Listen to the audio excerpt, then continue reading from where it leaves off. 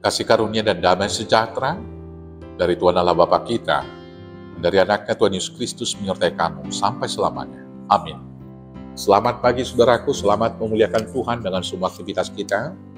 Dipandu firman Tuhan dari Yeremia 31 ayat 14, demikianlah firman Tuhan. Aku akan memuaskan jiwa para imam dengan kelimpahan, dan umatku akan menjadi kenyang dengan kebajikanku. Demikianlah firman Tuhan. Bapak Ibu Saudaraku yang terkasih dalam Yesus Kristus, dalam konteks bacaan kita ini, umat Israel jatuh ke dalam titik terendah dalam kehidupan, sejarah kehidupan umat Israel. Jatuh dalam standar iman, dalam standar kebenaran, dan standar moral mereka. Hukum dan keadilan tidak ditegakkan oleh para penguasa. Kebenaran firman Tuhan diputarbalikkan oleh para nabi-nabi palsu untuk kepentingan para penguasa dan untuk kepentingan diri mereka sendiri. Banyak umat yang menyembah berhala dan ilah-ilah yang lain. Nabi Yeremia yang menyuarakan kebenaran firman ditangkap, disiksa, bahkan diancam akan dibunuh. Akibatnya, rakyat jelata banyak yang menderita. Sangat sedikit yang berani menyuarakan kebenaran firman Tuhan. Dalam situasi yang sangat buruk itu, Tuhan menubuatkan satu keadaan baru dan perjanjian baru. Semua akan dikembalikan kepada situasi yang ideal, dan Tuhan yang akan menjadi raja mereka. Bapak Ibu Saudaraku yang terkasih, situasi yang dihadapi oleh umat Israel mungkin relevan dengan situasi yang kita hadapi pada masa sekarang ini, di negara kita yang kita tinggali ini, di mana hukum dan keadilan menjadi barang langka di negeri ini. Orang yang bersalah dibebaskan, tapi orang yang tidak bersalah bisa dijebloskan kepada penjara. Hukum menjadi barang mainan para penguasa untuk memuaskan mereka dan meloloskan semua keinginan-keinginannya. Kebenaran firman harus dicermati, karena banyak pengkhotbah-pengkhotbah yang bertujuan hanya untuk menyenangkan hati para pendengar dan kemudian mengejar apa yang menjadi keinginan mereka, yaitu popularitas. Kemudian mengejar materi dengan khotbah-khotbahnya yang menyenangkan telinga para pendengar tadi. Kemudian tumbuhnya berhala-berhala yang baru. Dan berhala yang paling mengancam adalah ketika makin banyak manusia sekarang ini mempertuhankan pikirannya. Sehingga semakin banyak orang-orang yang tidak percaya, semakin bertambah jumlah orang-orang yang ateis. Itu menjadi ancaman bagi keberadaan gereja. Itu kemudian menjadi ancaman bagi orang-orang percaya. Karena akan sedikit demi sedikit orang percaya juga ditarik dengan pola hidup yang demikian.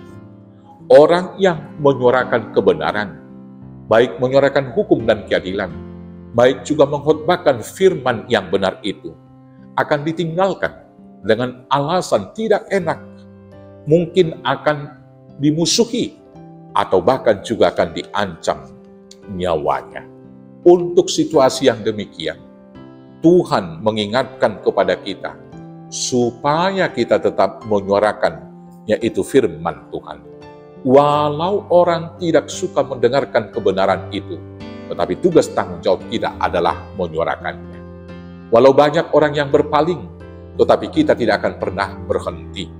Walau mungkin orang akan mengancam dan membenci kita karena suara kebenaran, tetapi tetaplah setia menyuarakan kebenaran itu. Orang percaya yang tidak menyuarakan kebenaran, sesungguhnya ikut berdosa. Orang yang tahu ada kesalahan, tetapi tidak menegur kesalahan itu, sesungguhnya dia juga ikut ambil bagian untuk melakukan kesalahan, karena dia tidak menyuarakan kebenaran. Demikian juga gereja, dalam tugas panggilannya, salah satu di dalamnya adalah menyuarakan suara kenabian, dan melakukan kontrol sosial, terhadap penyelewengan, pelanggaran-pelanggaran, yang dilakukan oleh rakyat, yang dilakukan oleh pemerintah, bahkan yang dilakukan juga mungkin oleh para hamba-hamba yang palsu, para nabi-nabi palsu yang bangkit pada hari terakhir ini. Maka sampai akhir zaman, tetaplah setia menyuarakan kebenaran. Dalam situasi yang sangat sulit, jangan pernah berputus asa. Karena firman hari ini secara khusus di Yeremia 31 adalah pengharapan eskatologis, pengharapan mesianik bagi kita, bahwa Tuhan akan membuat satu perjanjian yang baru, mengubah semua keadaan yang buruk ini untuk menjadi ideal.